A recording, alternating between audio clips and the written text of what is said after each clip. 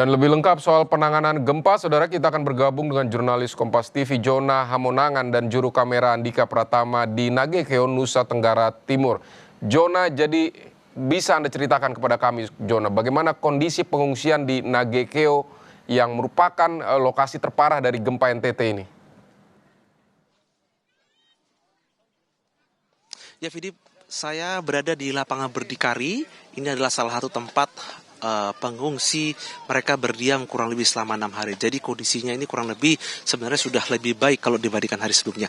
Saya akan menunjukkan bagaimana kondisi pengungsi. Jadi kalau di tempat saya di lapangan Berdikari ini ada 7 tenda berdiri, di mana tenda yang berdiri ini gabungan, ada yang milik dari TNI Angkatan Darat, ada yang milik dari BNPB dan instansi lainnya. Nah, saya akan coba berbincang ini dengan Ibu Osin. Ini Ibu Osin ini yang ikut mengungsi hari pertama. Ibu, apa kabar? Puji Tuhan, kabar baik. Puji Tuhan, Ibu. Ibu, mungkin boleh ceritakan terkait dengan Ibu mengungsi ini, kira-kira apa saja yang mungkin menjadi kebutuhan utama atau mungkin apa yang kurang, Bu? Kekurangan itu air bersih, terus tempat tidur kita ya, selimut. Kalau untuk makanan kita terpenuhi ya, obat-obatan juga terpenuhi. Ya itu. Tapi untungnya kebetulan hari ini suplai air bersih sudah mulai terkirim, Bu, ya? Sudah. Air bersihnya sudah, terus tapi kami kendalanya di penampungnya itu toh. Penampungnya ya.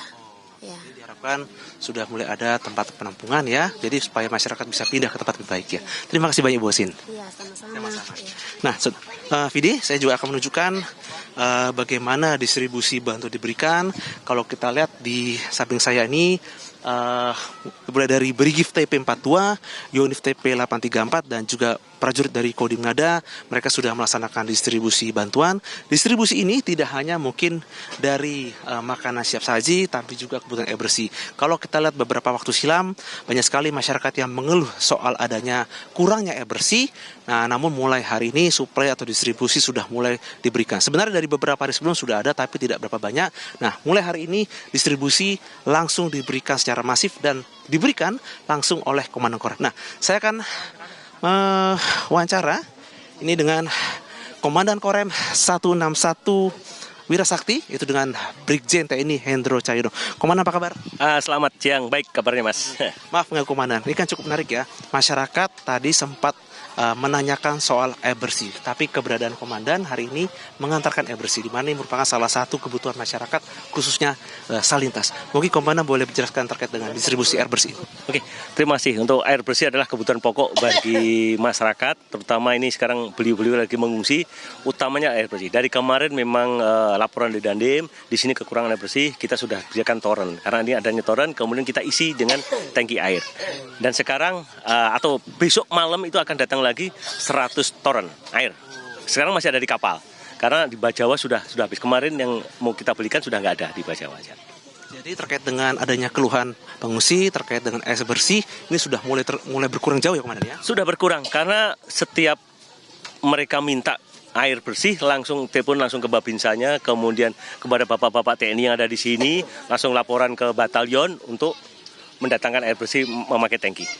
Komandan, tadi sempat juga ada dari pengungsi ini mereka menanyakan soal adanya medis ya. Mungkin ada yang sudah mulai seperti diare ataupun hal lainnya. Mungkin dari Komandan sendiri kira-kira apa mungkin wujud dari bantuan atau mungkin pendampingan atau seperti apa, Komandan? Untuk medis selain obat-obatan kita juga menyediakan tenaga kesehatan.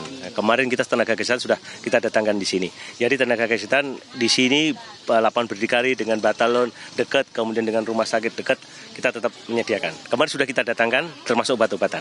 Berarti untuk obat-obatan, misalkan ada komplain seperti diare atau penyakitnya, sudah disediakan langsung oleh pihak Korem ataupun dari tim medis ya? Oke, sudah disediakan dengan tim medis, dengan relawan-relawan semuanya.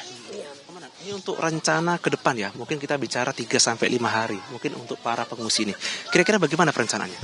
Oke, sekarang kan kita sudah hari ke-7. Pasca gempa, kita tanggap darurat kan sampai 14 hari ya. Mudah-mudahan ini segera teratasi, kemudian rumah-rumah yang rusak sudah didata, kemudian nanti 14 hari kemudian sudah tidak ada lagi yang mengungsi. Terima kasih banyak, Komandan, waktunya. Terima kasih. Mungkin Komandan boleh melanjutkan dengan masyarakat. Demikian wawancara saya dengan Danrem 161 Wirasakti. Jadi kalau kita lihat sebenarnya terkait dengan kebutuhan air bersih ini sudah mulai didorong, khususnya toren. Jadi adanya keluhan, misalkan sulit mandi ataupun mungkin untuk salinitas lainnya, ini sudah mulai terdistribusi dengan baik. Di daerah ini di daerah Nagekeo merupakan salah satu dari titik yang cukup rawan, dan kalau kita lihat dari adanya pihak tentara, mulai dari adanya Brigif TP, YUNTP, dan juga dari pihak Kodim Madani sudah cukup maksimal dalam rangka untuk mengurangi beban pengungsi yang mengungsi di titik saya ini, khususnya di lapangan Berdikari. Vidi. Baik, Jona Hamonangan, terima kasih untuk laporan Anda dari Nagekeo, Nusa Tenggara Timur, yang merupakan salah satu lokasi yang terdampak paling parah akibat gempa di sana. Terima kasih, Jona.